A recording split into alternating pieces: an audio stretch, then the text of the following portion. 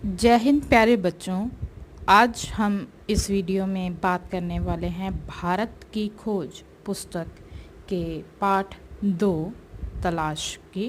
तो चलिए चर्चा करते हैं। पाठ 2 तलाश भारत की। इस पूरे अध्याय की सामग्री को यदि हम 2 बराबर भागों में विभाजित करें तो उसमें से पहला भाग होगा भारत का विश्व में प्रसिद्ध होने का कारण, अर्थात भारत में ऐसी कौन कौन सी चीज़ें थी या ऐसी कौन कौन सी विशेषताएं थी जिनके कारण यह विश्व प्रसिद्ध देश था। दूसरा बिंदु भारत की शक्ति के पतन होने के कारण। वो पहले वाले इस बिंदु से बिल्कुल ही अलग है, क्योंकि यदि भारत दुनिया भर में प्रसिद्ध था तो ऐसे कौन से कारण रहे जिसके कारण इस विश्व प्रसिद्ध देश का, उसकी शक्ति का पतन हो गया। भारत के विश्व में प्रसिद्ध होने के कारण। पहला, भारत की 5000 साल पुरानी और समृद्ध सिंधु घाटी की सभ्यता। दूसरा, इस देश में मौजूद ऐतिहासिक इमारतें जैसे किले, स्मारक, स्तंभ आदि। इसकी वास्तुकला, मूर्तिकला, शिलालेख, अभिलेख, भित्ति चित्र आदि। भारत की शिक्षा और इसका बहुमूल्य साहित्य जैसे वेद, पुराण, उपनिषद, पवित्र ग्रंथ, जातक कथाएं, जिसने भारत को विश्व गुरु बना दिया था। भारत की विविध संस्कृति, धार्मिक रीति रिवाज, विभिन्न भाषाएं इसकी कीमती संपदा हैं। छठा, अद्भुत प्राकृतिक सौंदर्य जैसे विश्व प्रसिद्ध पर्वत, चोटियाँ, नदियाँ, मैदान, समुद्री किनारे और पठार। सातवां, इसकी जलवायु, अन्न भंडार, फल, मसाले, धातुएं। उपयुक्त कारणों से ही विदेशी लोग भारत की ओर आकर्षित होते थे। आइए अब बात करते हैं इस पाठ के दूसरे पहलू के बारे में, जो है भारत की शक्ति के पतन होने के कारण। अर्थात ऐसे कौन से कारण थे जिसकी वजह से विश्वगुरु भारत की शक्ति दिन प्रतिदिन समाप्ति की ओर बढ़ने लगी। तो पहला कारण है, भारत पश्चिमी देशों की तुलना में तकनीक की दौड़ में पिछड़ गया, अर्थात तकनीकों की कमी। दूसरा, भारत की पुरानी और रूढ़िवादी मानसिकता।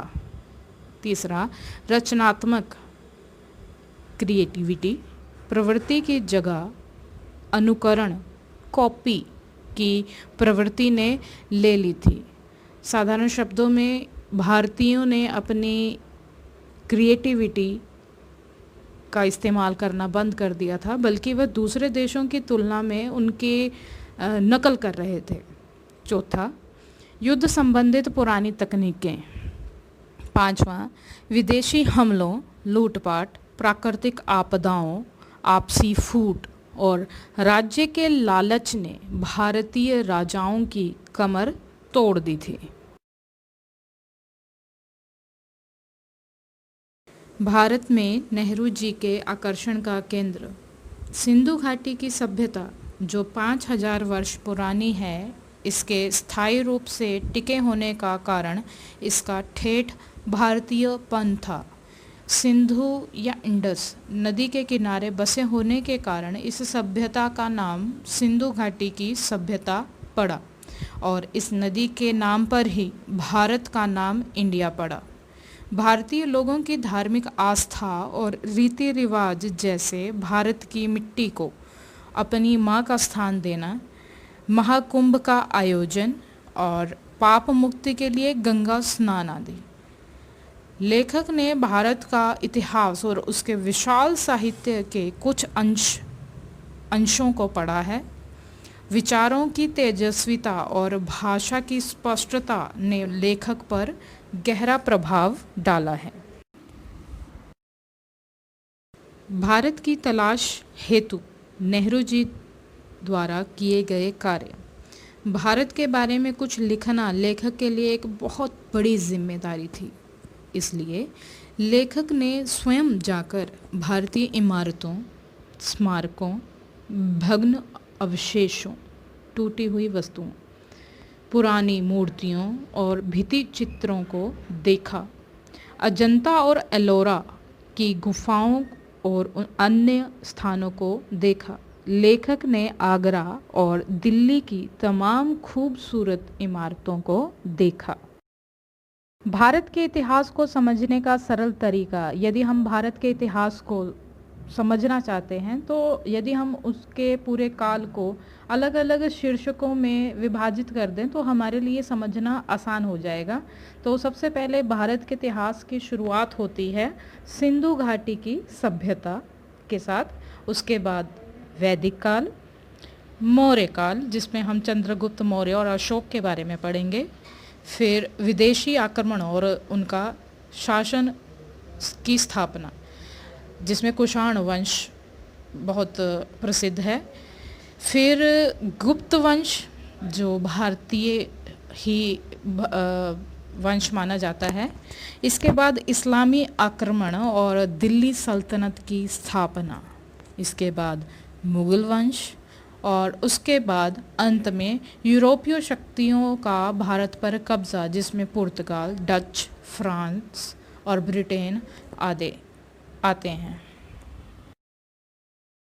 आइए अब बात करते हैं पाठ 2 के अभ्यास कार्य की। सबसे पहले लघु प्रश्नोत्तर जो 2 अंकों के लिए है।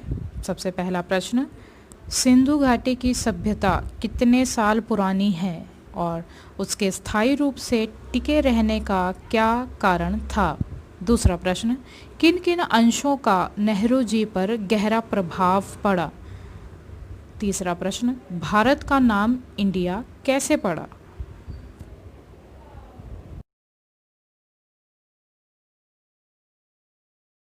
विचारात्मक प्रश्न 3 अंकों के लिए। सबसे पहला, भारत भ्रमण के दौरान लेखक ने क्या क्या देखा? दूसरा प्रश्न, भारत के पतन के कौन से कारण थे?